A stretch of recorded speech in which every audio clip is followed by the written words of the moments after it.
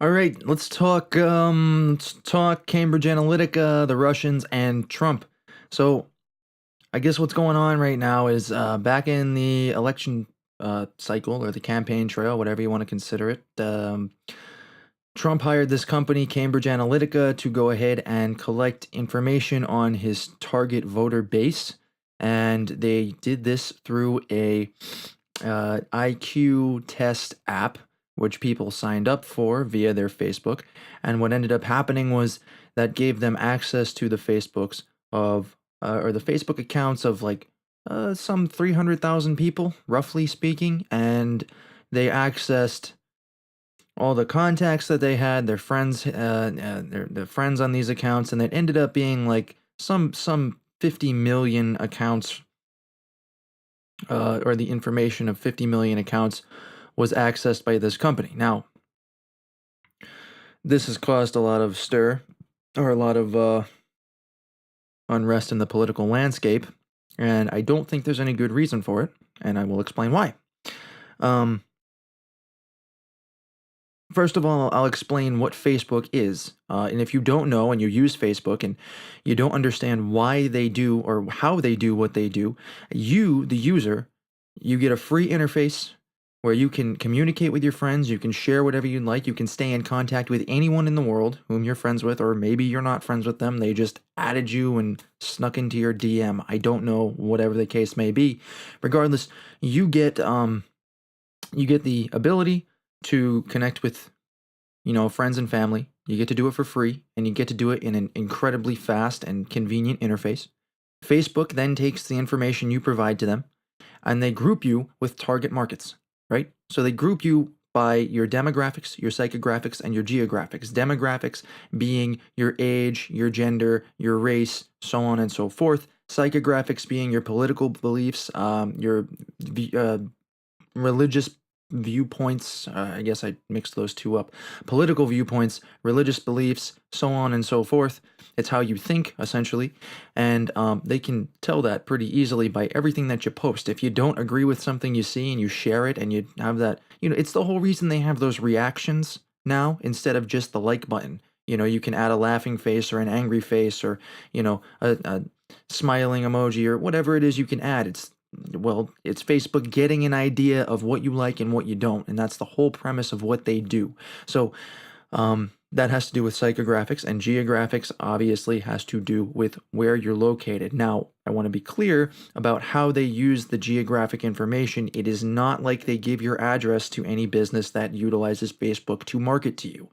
They give you the general location, okay, which means city, state, country, region, wherever. It's not, what they don't give is personal information. They don't give your name, they don't give your address, they don't give your phone number, they don't give your email. That is all private, right? What you have access to as a marketer is race, age, gender, the things I just went over.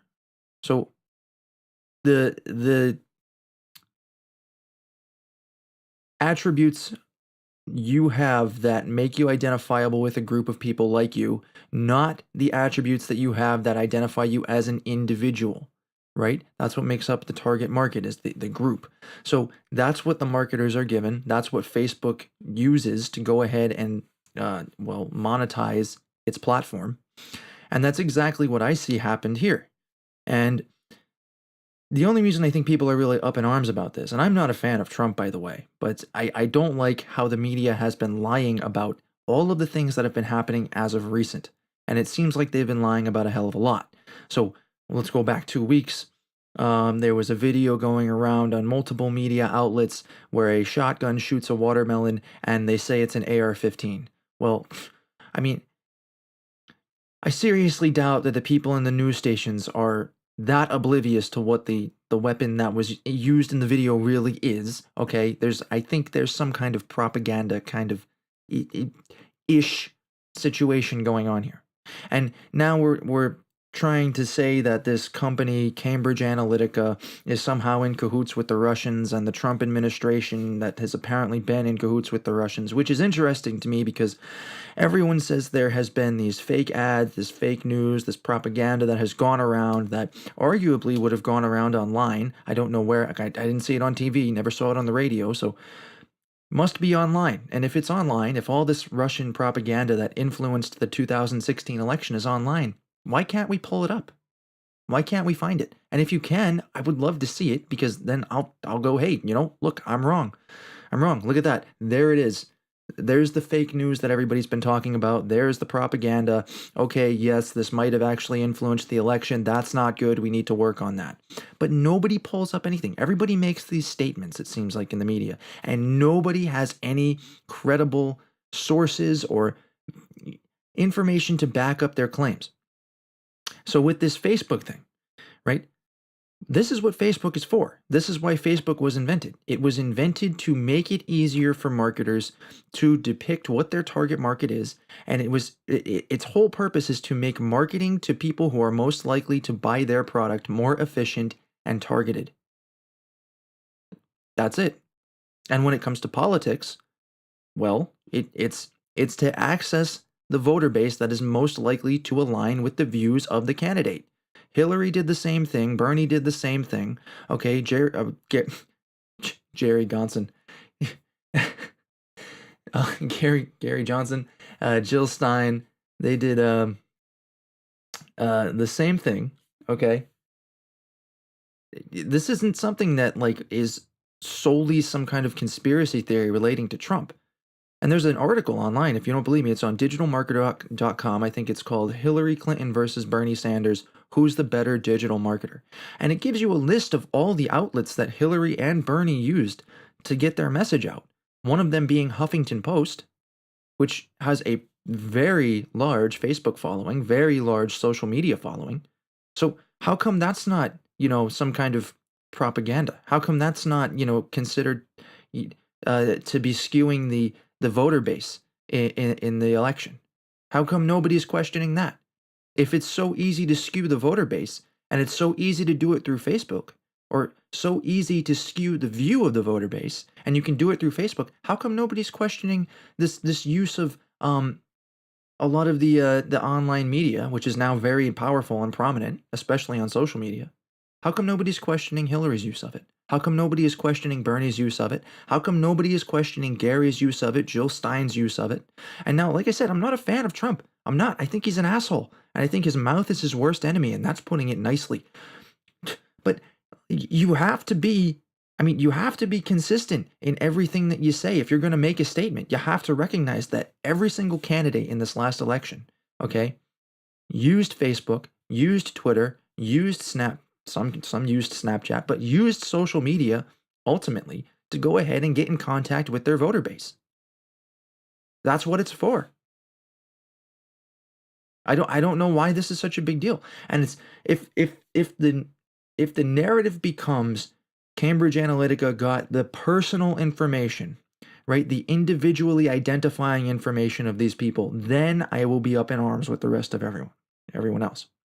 But if it's just they identified a voter base for Trump, so he could go ahead and talk and speak to that voter base, there's no problem.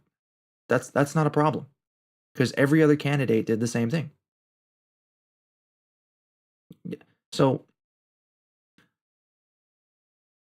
hopefully I'll make a follow-up video and see where we're at, but right now it just seems like the media is trying to capitalize on some kind of conspiracy theory or scandal, as they do every week. So, like I said, if they find out that it was personal information, yeah, no, I'm right there with you. That's an incredible breach of privacy. But to sit there and say that, I mean, if you were really that concerned with your privacy, and this is an extreme statement, but you probably wouldn't have Facebook.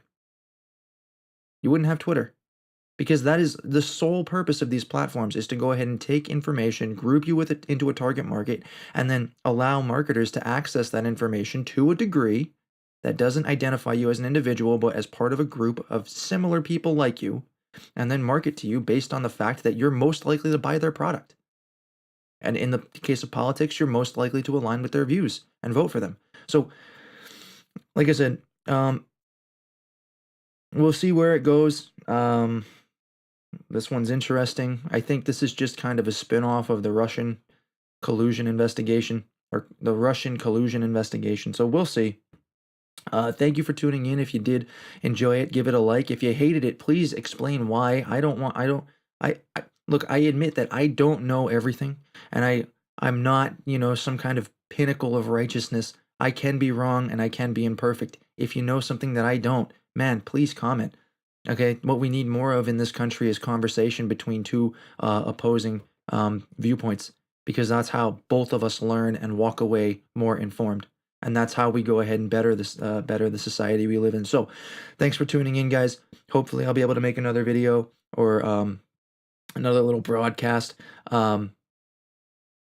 See you next time. Let's see where this goes. All right, have a good one, guys.